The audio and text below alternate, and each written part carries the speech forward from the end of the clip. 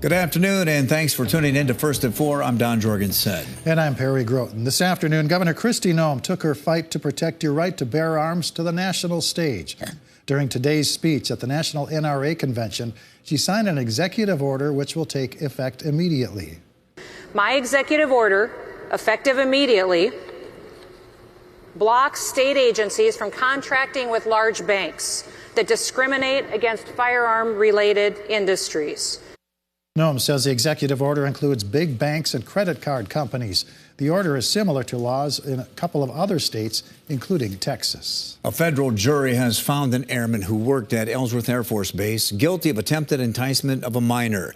The jury convicted 22-year-old James Hannapel on Thursday. Authorities arrested him as part of an undercover operation during the 2021 Sturgis motorcycle rally.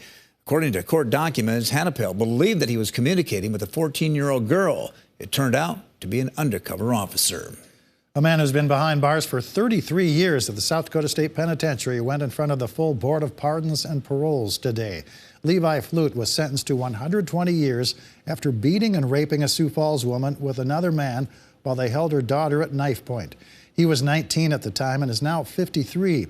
He's asking for parole. His victim, Dawn Aspis, was at the hearing to testify against his release, but there were also people advocating for Flute. I forgive Mr. Flute. I do. But I will never forget. And I am deeply afraid that he is not remorseful, that he is not to the depth of his soul found out what he's done to our family. You know, I just know that he can be a better person for us at home. We have a big family that can actually use him at home. Now, after hearing testimony and looking at Flute's history while in prison, the board voted to deny his parole. Tonight at 10, KELOLAND's Lawrence Solik tells us why he was denied. The U.S. Department of Transportation has approved a new 2-year essential air service contract allowing Denver Air Connection to provide flights from Pierre to Minneapolis and from Pierre to Denver International Airport. And now that the selection has been made, Denver Air Connection can work with both airports to set up flight times and gates based on availability. The order did not specifically mention the number of flights per city, just total flights per week, which is 12. Finding affordable housing has been an issue for communities everywhere. In Rapid City, organizations like Habitat for Humanity and Restore are helping to combat the issue. KELOLAND's Sydney Thorson explains. As you start your spring cleaning this season, be careful with what you're throwing away. Items like cabinets, washers, and dryers are all things people with new homes could use. Home ownership across the country has been difficult for people the last couple years. By providing some of those used items, it may make furnishing a new home that much easier. I talked with the Black Hills Habitat for Humanity and Restore about how you can make the best use of your spring cleaning this year in my full story tonight. In Rapid City, Sydney Thorson, KELOLAND News. Thanks, Sydney. Water is expected to keep rising on Lake Kempeska. As of this morning, Kempeska was 3 feet over full and is currently rising at a rate of 12 to 15 inches per day. The lake is expected to crest this weekend at 50 inches over full. Sandbag filling stations have been added around the lake. Residents can now get sand at Memorial and Jackson Park, along with Sailboat Landing. A lot of people will be watching the water levels throughout the weekend. And especially with rain in the forecast for some areas. That could create some problems. Let's get a check now of the evening forecast with meteorologist Megan Chaddock. Good afternoon, Don and Perry. We have light rain in the forecast, upwards of about ½ an inch possible. Sioux Falls, though, right now sitting at 63 degrees, trying to filter in some sunshine between the clouds. North winds at 15 miles an hour. In Aberdeen, 51 this afternoon, melting the rest of that snow that is sitting on the ground. North winds at 21 right now. In central South Dakota and Pierre, we're looking at this layer of clouds that could produce some rain showers this afternoon still. Right now, Pierre sitting at 51, those north winds at 14. There is that possibility of rain showers on our live Doppler for right now. You can see that from Pierre to southwestern South Dakota. We do have that snow filling in from Nebraska as well.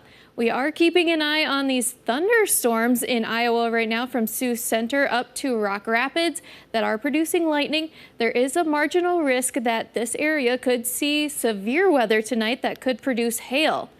Right now, though, we have temperatures in the 40s, 50s, even a couple 60s. Spencer, Iowa is the warm spot at 77 right now. For tonight, lows will drop to the 30s. We'll keep a strong north to northwest wind around, and those rain showers will turn widespread and last through the day tomorrow. Sioux Falls will have a high of 43, 40 in Aberdeen, 50 in Pierre, and 49 in Rapid City with those rain showers and strong winds.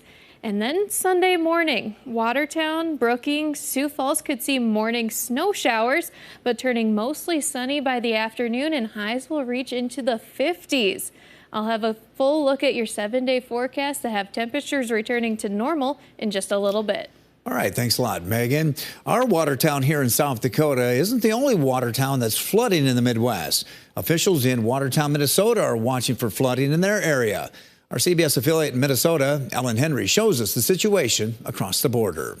Right now, Watertown is kind of in a, we'll call it a wait and see type situation. As the snow melts, the Crow River is rising near the heart of Watertown, with city officials keeping a close eye on it. Right now, it's certainly water levels are elevated, but nothing to where we're closing down significant infrastructure, anything like that. Residents are watching too, but say it's an annual tradition living in a town on a river. With the snowfall we had, I actually anticipated worse. Now look, driving around the countryside, like the snow is all gone and the river's coming up, that's pretty normal. If we get a lot of rain, well then that's gonna definitely add a lot of water. It doesn't surprise me with the snow we've had and the river rising that there's going to be some complications like that. It's always a concern, but you figure it out. Flood forecasts have the Crow River rising to just under 15 feet. What they're projecting is still within that, mild flood stage, not even in the moderate. So I think a minor inconvenience is a pretty fair assessment. Despite that, city officials are still making preparations to make sure the floodwater doesn't become an even bigger problem. I think we have about 30 sandbags ready to go. If water exceeds kind of where we anticipated, we could put those out to sort of slow the rise of the water. Nebraska Governor Jim Pillen has banned all open burning in the state as part of declaring a state of emergency. Pillen signed the proclamation of a state of emergency Thursday afternoon due to wildfires taking place across the state. More than 9,000 acres are estimated to have burned along 4 wildfires in the state, according to the Nebraska Emergency Management Response Dashboard on their website. Officials in Monona County, Iowa, are urging residents there to prepare for evacuations. In the second large grass fire in the county this week, officials are still currently fighting to get the fire contained. Due to the terrain, though, dry conditions and the strong winds, the fire has spread north. Roads are being closed in the county, and non-residents are asked to not enter the area so firefighters can work safely.